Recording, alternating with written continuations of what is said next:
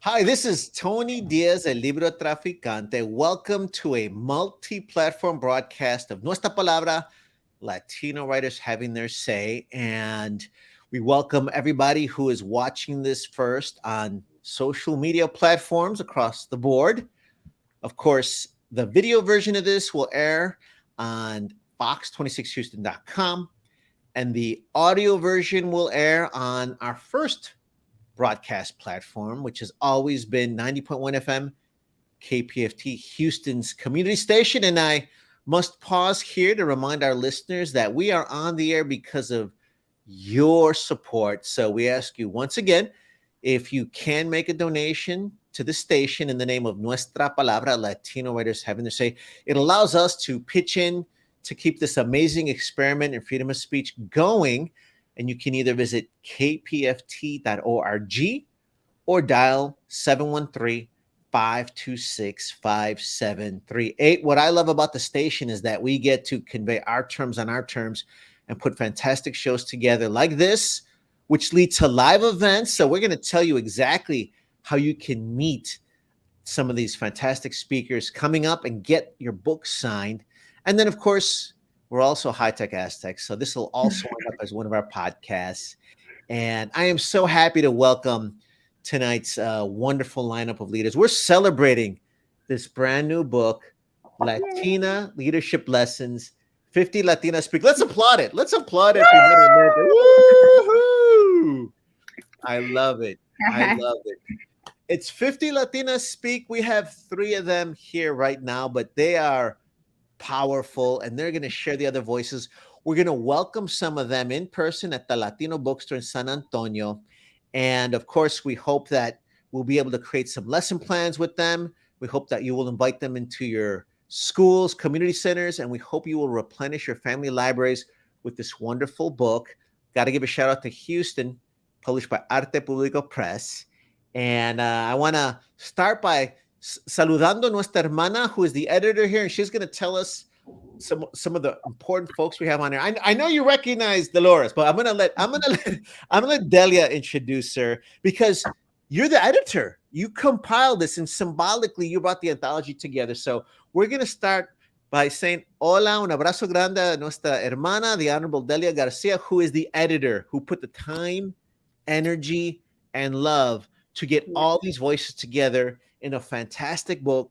Felicitaciones. And first of all, how do you feel to touch this, to feel this after all this work? Oh, it's like my baby, but it's like hugging all my friends, not only in the book, but virtually, and then just sharing it with the world is has been a labor of love. And to be here with my hermanas here right now is even more special. That's beautiful. And thank you so much for making Nuestra Palabra part of the launch. And we're looking forward to working together each step of the way, because there's a lot of powerful Latinas in here. We're going to give a shout out to some of the Tejanas, some of the Houston folks. Do us a favor. You were kind enough to bring 2 awesome Latinas with you. Please introduce them. They don't need any introduction, but we're going to introduce them for the sake of someone driving on Highway 59 right now that needs a little ethnic studies course as we speak. And tell us what it means in your corazón to have brought them into your book, Delia. Thank you. And first, again, thank you, Tony and Nuestra Palabra, for bringing us on. This has been special, and to have Dolores Huerta write the foreword of the book. She said she needs no introduction, but somebody who's received the Presidential Medal of Freedom, the highest honor in this country, as well as been recognized by Mexico también with the highest honor and with the Otley Award, and worked decades with paving the way for us. Schools and streets are named after her, but it's just been a dear mentor to myself. And then we have Gabi Pacheco, who also needs no introduction, but from Miami, Florida, has been a huge voice for immigrant rights, particularly with Dreamer students, with DACA, the Deferred Action for Childhood Arrivals, and just walking on foot for over 4 months from Miami to Washington D.C. to the White House, making sure that we're having doors open for our students. And just last Friday was a huge feat. There's a double-edged sword there, and I'll let her share some of that. But and the other chingo, I love to say the word chingona, so I don't mean any offense to those who are offended by it, but I'm repurposing the word, re-owning it. And a lot of the women here are that, and having each one of them, it's 500 leadership lessons, and really just guiding everyone's journey and seeing how we can connect. The purpose of the book was to do three things, and to uplift the Dolores Huertas who have paved the way, to empower the current leaders that we have, and to grow and inspire the future leaders. That's beautiful, and I think you really are accomplishing that in a big way. I'd like to start chatting with La Mera Mera Dolores Huerta, and you've done so much in history. You're so active to this day. You could rest on your laurels. You insist not to. What compelled you to write the forward for this book and lend your name to this to Latina Leadership Lessons 50 Latinas Speak? Well, I would like to say, first of all, that I think Delia Garcia's title should be La Madrina, okay? La Madrina, because as Gabby knows, she has coached and she has mentored so many women, young women, that I first met with Delia in Washington, D.C., where she was like La Madre, the one that the mother hen that took care of all of these young interns. And now I see some of them that they're in very high positions in the Biden administration.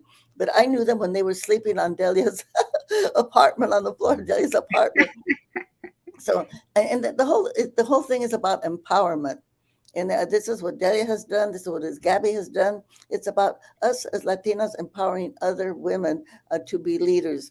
And so I want to say to everyone, you got to read Delia's book, okay? Because many of us, we never had a chance to meet some of these great women the way that Delia did, but she captured their messages and their thoughts. So it's like maybe we didn't get a chance to meet them, but we can, by reading Delia's book, we can see what their thoughts were, what their messages were, what their actions were.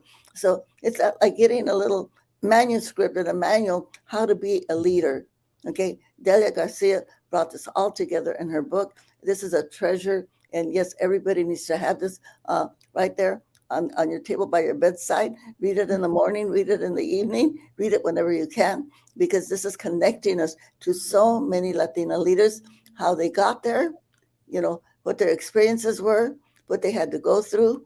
And we don't have to go through some of that because we could read what they did, and then we can learn lessons from them. Mm-hmm. And so thank you very much, Delia, for doing this.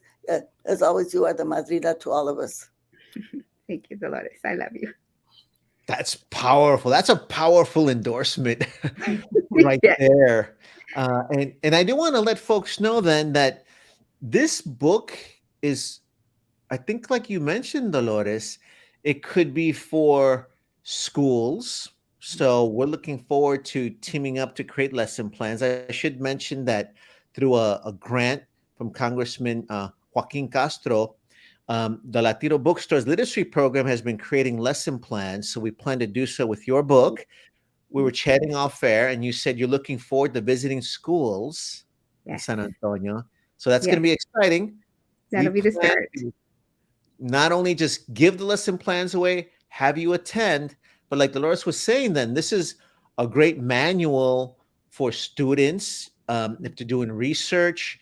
You've got 50 great biographies. I really love how after each one, they've got their own 10 pieces of advice. Was that key at the beginning? You started with that idea to begin with, or did it kind of evolve, Delia? It was key. I actually wanted to do more, and I was trying to focus. I started writing this during the pandemic, and I knew, I felt the country, and it still is, very hungry for fresh and new leadership, and we need to see ourselves. Part of the reason why I ran for office and was elected in my home state of Kansas was because I saw the possibility in others. Others like Congresswoman Hilda Solis, also a mentee of Dolores Huerta, and others like Senator Van de Putte in San Antonio, Texas, where I saw that possibility, and I wanted to carry that as you said earlier, people who may never be able to meet some of these individuals can see themselves in this book. And that's powerful. And that will grow leadership. I know it. It did for me. And we mentioned perhaps this is great for schools, for research papers. We're talking about grammar school, middle school, high school, and of course for college. But you've also touched on for those who need mentors and maybe may not have access to mentors. These stories are not just inspiring. If you read each selection, it's almost like a map to each person's trajectory, different ways to maybe enter the professional worlds, the art world, leadership, especially in places you go out of your way to mention that women didn't always have these opportunities, and when they did, they were not recognized for it. This will open the eyes and hearts of so many folks to say, "Oh, I can try that," and the lessons are so varied. You mentioned, you're right. There's like 500 pistas, datos para inspirar. Tenemos los dichos anteriores, estos son los dichos nuevos, ¿no? Qué bonito, ¿verdad? Para seguir. But before we chat with Gabby, I want to add this. También for los hombres who are watching and out there, I too, as I read this, I'm proud of nuestras hermanas, nuestras amigas, and also the tips are powerful for we men too. And I think these lessons are really profound and universal. It goes a long way. So I want to kind of give people an idea of what the book is shaped like, but I don't want them to think that it is limited to one group. Not at all. As I was reading it, these are life lessons that I think can have an impact. Before we talk to Gabby, Delia, I suspect you wanted that universal impact, no? Absolutely. This book is for everyone. The focus is Latinas, as I said, for us to see ourselves. But, you know, when I had gentlemen already buy it for themselves and for their families, also my own family. And I think, you know, people recognize the four areas that the Latinas dominate in, right? Obviously, population. We are the largest, fastest growing group, 66 million to be exact. Latino entrepreneurs. Guess who's at the helm of that? The leader, the engine are Latinas. And we naturally are leaders. We collaborate, right? I always tell, I'm one of 5 daughters, and I always share that growing up in a house with 5 sisters or 4 other sisters, I learned how to negotiate real fast when we had to share the bathroom, when we were fighting over the same shoes or makeup. You know, we learned to deal with adversity and still live in the same house. And so those transferable skills also transfer into professional life. And this is what this country, we need, our leadership. And Gabby, so of course, you're in the book, you've got your bio in the book. We'd love to hear you talk to our listeners on your own terms, tell them a little bit about yourself, but also which two, I know that it's kind of hard to pick, which two of your insights do you think you'd like to share? And maybe if someone's on in a hurry, those 2 things to inspire them from your excerpt of the book. Yeah, well, Tony, thank you so much for bringing us together, for everything that you do. And what an honor it is to be with my best friend and a woman that I have looked up to since I learned about her, Dolores. And I want to tell you that I craved as a little girl to see myself and to see others like me. And I can tell you that I never, ever saw a woman that looked like me in any of my history books, in any of the lessons that I had from elementary school all the way until high school. And it wasn't until I started researching stuff in college and reading more that I learned about Dolores. And I automatically was like, I need to know who this woman is. And then I was surprised. And I'm so happy that we still have Dolores with us. But you know that we had an iconic human being that was still working. And as you mentioned, Tony, she can rest, but she does not.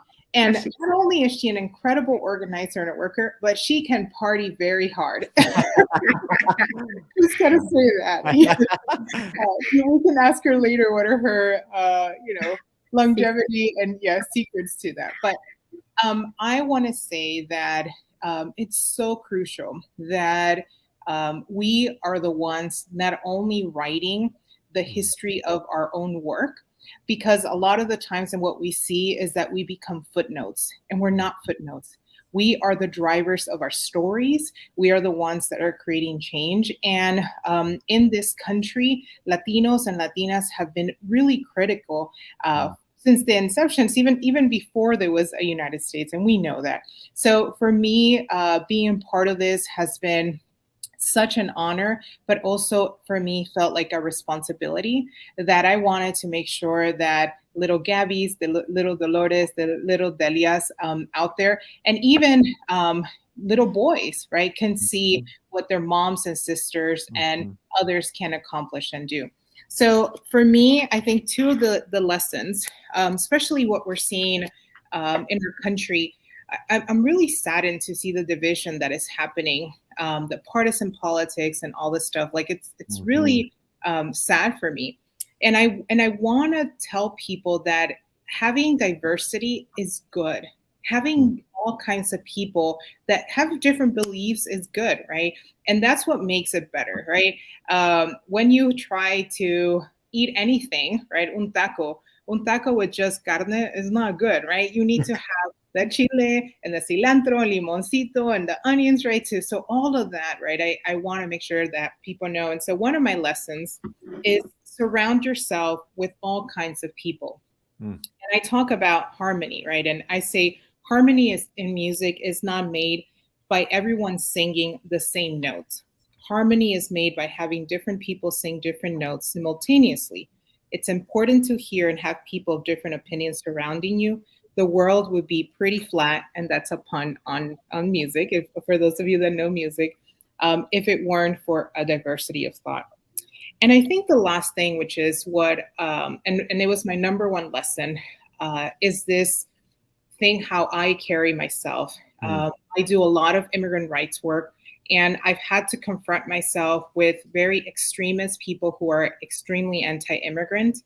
And I try really hard to understand where they're coming from, try to talk to people, and I lead with love. And so it says, let love be your guiding light with your actions and words, even in the most awful circumstances, act with love. And again, that's back to, we're in this world all together.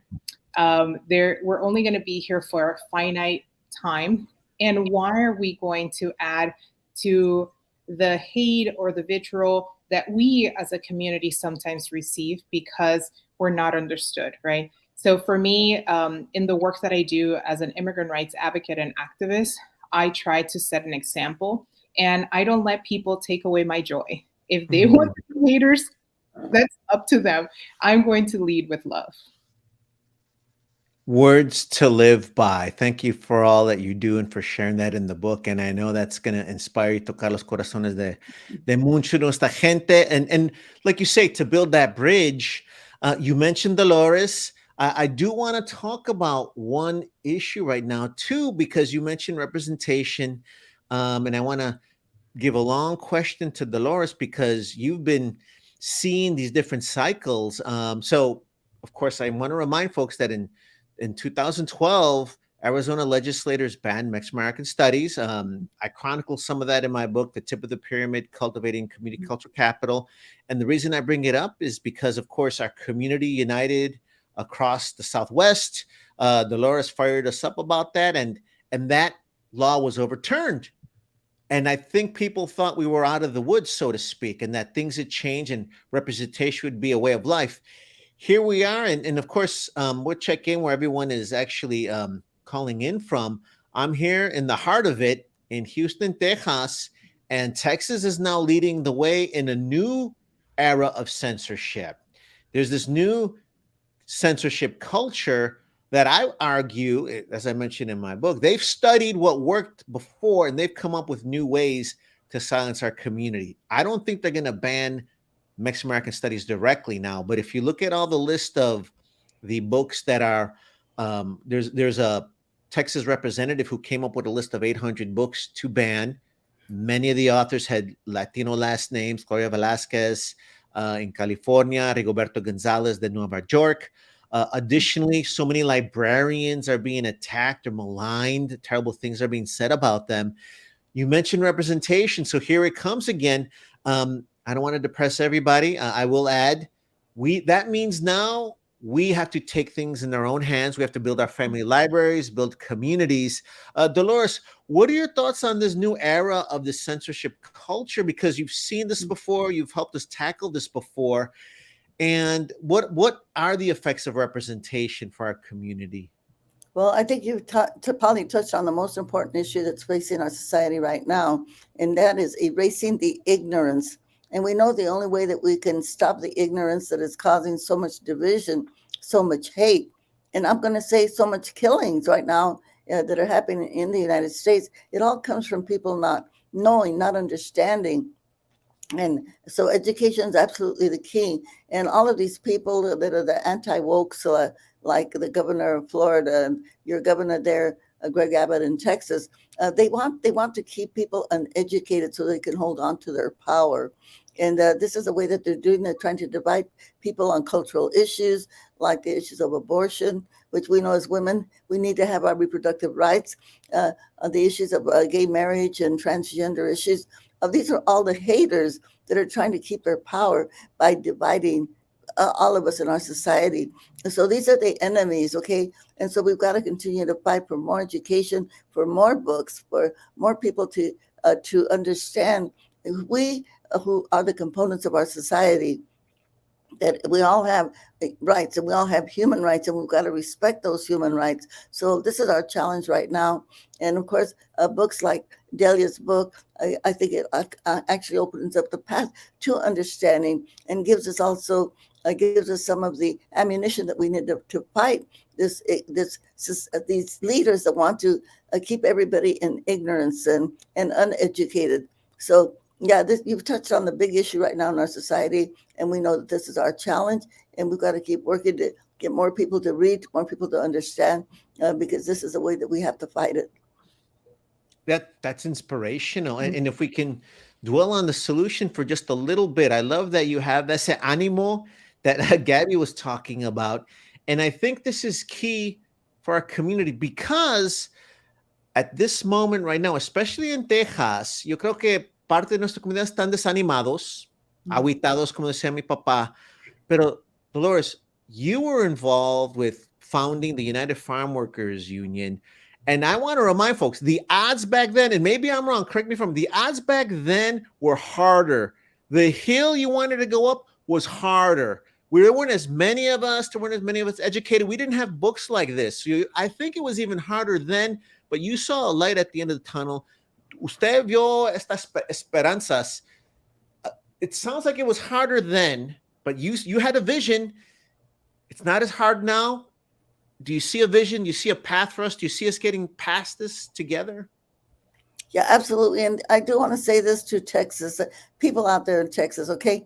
We have to organize. We have to come together, family by family, so that we can build this movement. The civil rights movement, we need that in Texas. Latino rights movement in Texas, like we did here in California when they passed Proposition 187.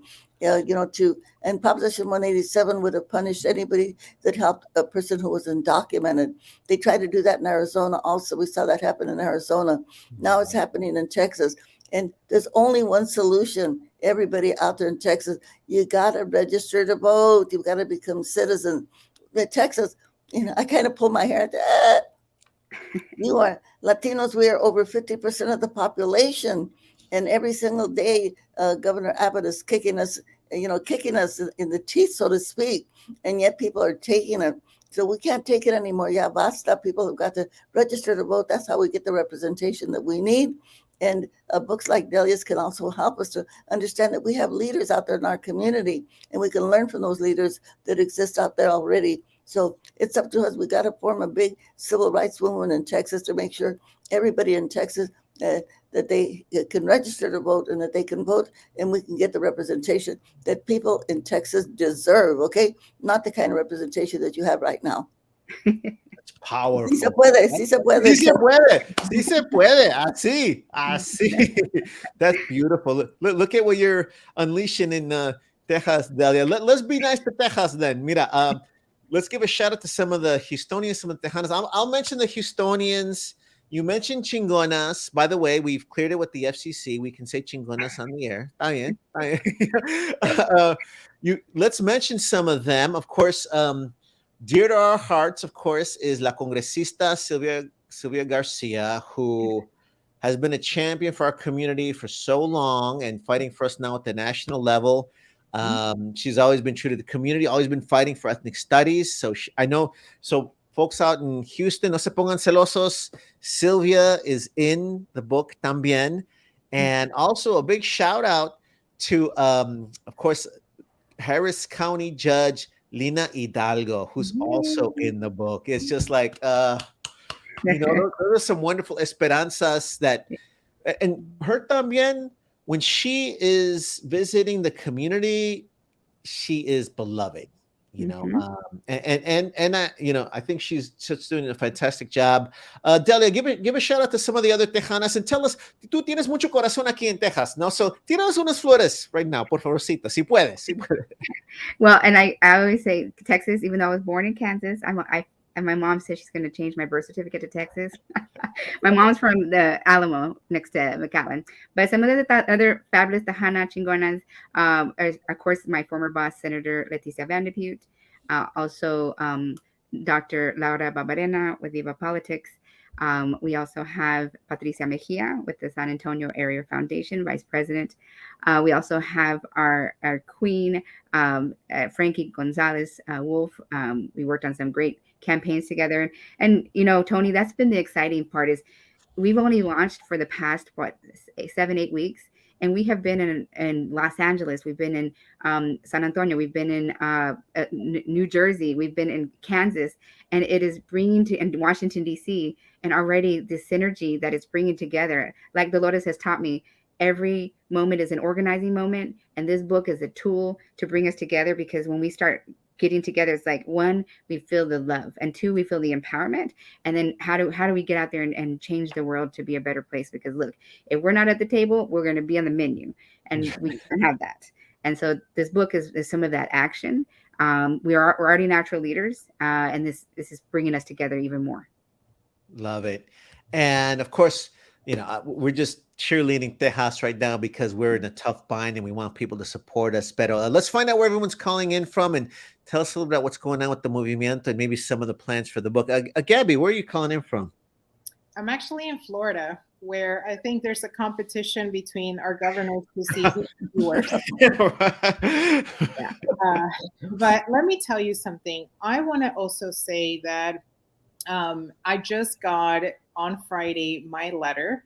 I applied for citizenship, and on June 8th, I'm going to be going for my interview. Wow.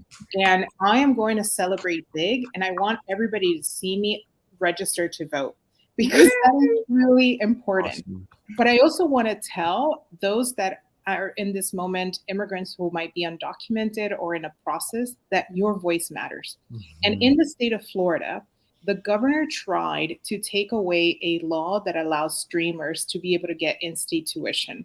And Dreamers came together, and for 9 weeks, we drove from Miami, South Florida. It's an 8-hour drive all the way to Tallahassee. And for every one of those weeks, they went and talked and shared their stories. And the Miami Herald, which is our local newspaper, the headline said, Dreamers may not be able to vote, but they convinced GOP lawmakers to aid their cause. And we beat DeSantis, and we were able to keep our in-state tuition waiver. So I want to tell people that your story matters. Yes. You speaking up is powerful. And when we come together, we can do so many great things and protect our community. So I want to echo what Dolores said, right? Organizing works. And we may see really horrible things coming up, but that is also a symptom of our greatness and our power. And they're trying to take that away from us, and we cannot allow that to happen. Mm-hmm. That's inspiring. And you're right. There seems to be a race between Texas and Florida to disenfranchise the most, but that's powerful that you organized while you could be desanimados. And I think it's beautiful for all of us to keep talking, keeping each other fired up and making it clear that things can happen, and that we can keep pushing. I think that is key. I'm going to give a shout out to a couple other Chicanas who are tuning. Celia Manriquez, she did the Chicana Power Fist up. I'm going to put that up. Celia is actually, I knew her when she was in college, and she was fighting with us for ethnic studies. And I want to give her a shout out because through the grant with from Congresista Castro, we're able to contract some teachers like her, and she wrote the lesson plans for another Chicana's book, Diana Lopez's book, Los Monstruos, A Feliz Adventure, La Llorona. And we were able to give copies of that book as well as lesson plans to her students at Bonham Academy. I should give another shout out to Christina Bailly. She's the director of the Guadalupe Cultural Arts Center. She's kept that institution afloat, which could have gone under during the COVID-19 shutdown. Yes. Instead, she stayed true to community, and she really wanted to open a Latino bookstore, not just a store to commercialize, ¿verdad? Porque eso es lo que hacen unos institutos, no abren una tienda para vender cositas, and I get it, but she said, no, let's invest in community cultural capital, and it's one of the few, I hope it's not the only Latino bookstore in Texas. I'm going to have to investigate. I heard there was one opening in El Paso, but my point there is there's other Chicanas uniéndose para difundir nuestra cultura in big ways, and I want to give them a shout out. Mira, of course, se van a poner celosos en el radio. I got to say on social media, Sally just said, gracias, Tony. Mujeres, y'all are inspiration. Thank you, Sally. You are too. Y Dolores, I'm going to imagine you could be anywhere in the world. Of course, I always think of you in California, pero you could be anywhere. Where are you right now? Can you tell us a little bit what's going on the ground where you're at? Oh, right now I'm actually in Bakersfield, California. This is the area where the Republican majority leader, Kevin McCarthy, lives, okay, or that he represents. So aquí estamos in the belly of the beast. So actually, this is kind of like Texas, okay? not quite as bad because we do have a lot of good laws in California that will protect us, okay? But so we have to continue doing the work here also. So fantastic. No, but you're right. It's more like we have to check in with each other to report for duty, and to keep checking in. On that note, San Antonio is going to be celebrating your book. It will be featured at the Latino bookstore. You're going to have some of your contributors live at the bookstore. I want you to tell people about that. And of course, some people are going to watch this in their classrooms after the fact. This is not just for marketing. This is for educational purposes. This is so you can talk to your family. This is so that cuando la familia va a Latino bookstore, any of your readings, right? Any of your readings anywhere in Texas, anywhere in the country, right there, right? In Kansas, California, Florida, you need to listen to the program again to find out a little more about what's happening behind the scenes. But more than anything, to have that story, when you have your signed copy with your family, this is not a product. This is the story, the narratives. And I want people to share that at the Latino bookstore in San Antonio. Can you tell us a little bit about what you have planned for us that evening? I'm looking forward to getting to host that, but I'm going to give the microphone to you that night. So what you got planned for la gente? Well, it's a great homecoming, returning home. I went to UTSA, University of Texas in San Antonio, and then my master's at St. Mary's. And I loved then the Guadalupe Cultural Arts Center and the bookstore. And now we were just there for an event last weekend, and we walked past the bookstore, and they moved the panaderia next door now. So like, whoa, we're going to get some pan dulce also. But having, showcasing again, uplifting our leaders like Senator Van de Putte and Laura Babarena and Patricia Mejia and Frankie Wolf Gonzalez. And my cousin will be there too. She's also in the book, Diana Maldonado. And just bringing the community together. One of the things I want to note, we say who the book might be for, but it's also for the current leaders. I have to say, I was sort of having a little meltdown a few weeks ago. And I had this beautiful text from Gabby, and she straight up took one of the advice, and she says, remember what the book says. It's okay to ask for help, because I wasn't asking for help. I was trying to do everything on my own. And I just started crying because it was a beautiful reminder. So current leaders who, in the book, you have people who are leading national nonprofits. You have elected officials who said, girl, I read your book and I needed to hear that day. We were on the House floor or the Senate floor chambers voting, and I had that reminder. So I thought that was powerful. One thing that I've learned from both Dolores and Gabby is life is not linear. It is curvy, like me. And I like to embrace that. Us Latinas embrace that and learn from each other, being a lifelong learner and making sure that we're constantly creating whatever that new face is. And this is not a new face of leadership. We've always existed, but it's uplifting it and highlighting it, empowering it, and growing more. And so that's what I'm excited to do in San Antonio, and not just in San Antonio, but across the country. We have a tour city on our website at deliagarcia.us/the book. We're going to be in various cities throughout the summer and the fall and into the spring next year. So we invite people to join us anytime, and happy to do the schools.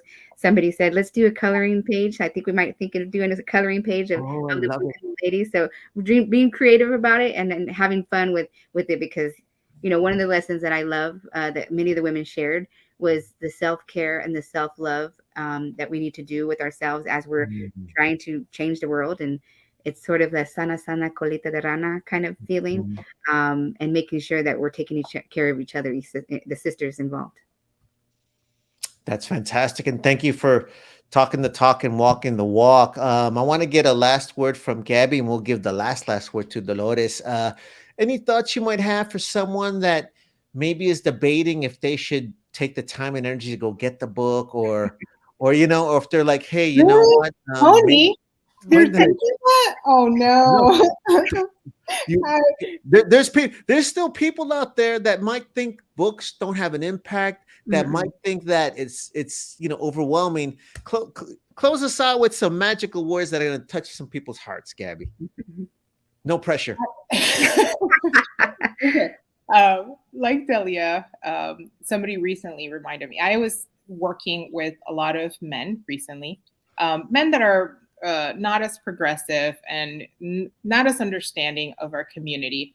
They were not Latinos, and very condescending towards me. And I had to figure out what to do, right? I would hang up the call and be in tears from the things that they said. For example, one time I was saying something and one of them said, oh, let's have a conversation with the smart people, and then rattled off to say, we're going to call these two men, right?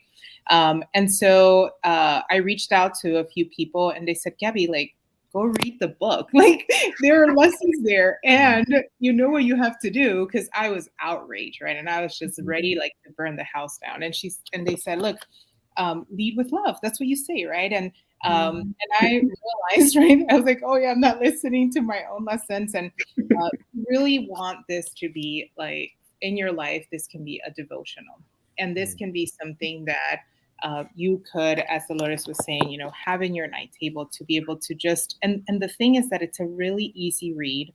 You can take it a day at a time, a second at a time. It is not a book where you have to,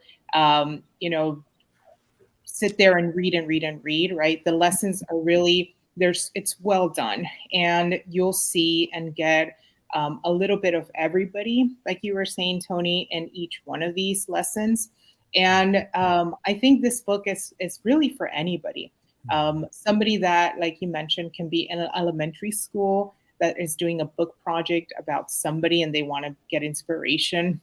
A high school student that is getting ready to confront the world. They're about to graduate from high school. This makes a perfect high school graduation gift. And this could be somebody like myself, right, that I'm currently thinking about my next step in life. What do I want to do?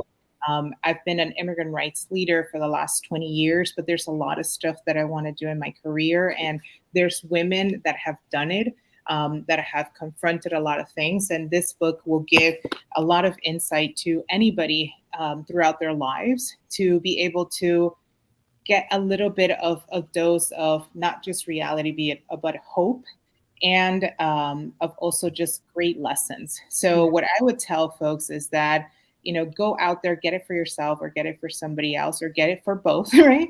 But it's really important that not only do you do it for yourself, but you also do it for us. because buying this book is going to show other Latinas, it's going to show publishers, it's going to show people that we care and matter. So if you don't want to do it for yourself, buy it for somebody else, and help support us, right? Because at the end of the day, there's other books that are sold, and people actually, I don't know if you remember last year, the big debate over somebody buying $1 million worth of books so that they can be on the New York bestseller list. I won't say who. We don't want to give more free publicity for them. But that's how it's done, right? And so, La Comunidad, we need to come together and support each other. This is going to change a lot of people's lives. For our little ones, this is going to be huge and important for them. So if anything, if not for you, which you should do it for you, do it for all of us, the collective we. No, and thank you for being brave and admitting your vulnerabilities, because you are a leader, but I think the stereotypical role is that leaders don't ask for help, and I think you defy that in many ways to the good of all of us, and for nuestros hombres también. You're helping heal some of that toxic masculinity that gets that takes over some of us sometimes. I'd love to close with Dolores. We mentioned you've had so many struggles, you've had so many accomplishments, you still have this joy. Can you close us out with sharing some of that joy? Where do you find that joy to keep inspiring all of us? Well, I find that joy in people like Delia Garcia. As I mentioned before, it's all about empowerment, and Delia has used her entire life to help people, and especially to help women.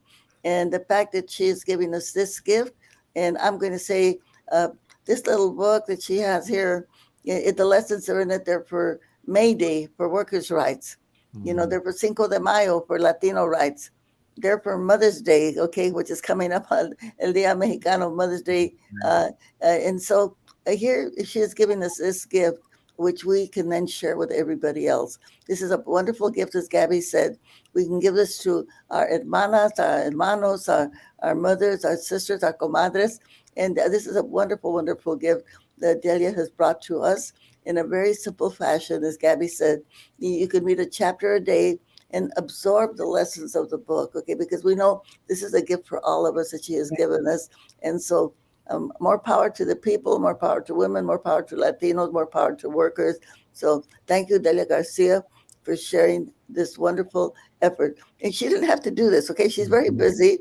She didn't have to do this. But the fact that she did shows how much she cares for our community, and especially for women. So muchas gracias, Delia. And, more power to you and to all the Latinas out there. Thank you, Tony Diaz, for bringing this to all of your people out there, your listeners, your people that watch you, because you have also shared that gift that Delia has shared with us, with all of them. So muchas gracias, and sí se puede. Sí se puede. Thank you all for changing the world, especially through literature and through inspiring all of us. It's been a fantastic show. I know that people will be sharing this amongst family as well as at schools. I'm Tony Diaz, Libro Traficante. I want to thank our crew, Roxana Guzman, who is our multi-platform producer, also Rodrigo Bravo Jr., who's our audio producer, and of course, all the folks that tune in to 90.1 FM KPFT and donate. You can go to kpft.org or call 713-526-573 to make a donation in the name of Nuestra Palabra. And of course, please donate all your small businesses and especially all your bookstores and the Latino bookstore in San Antonio. Un abrazo grande. That's all for Nuestra Palabra tonight. Thank you so much. Thank you, Tony.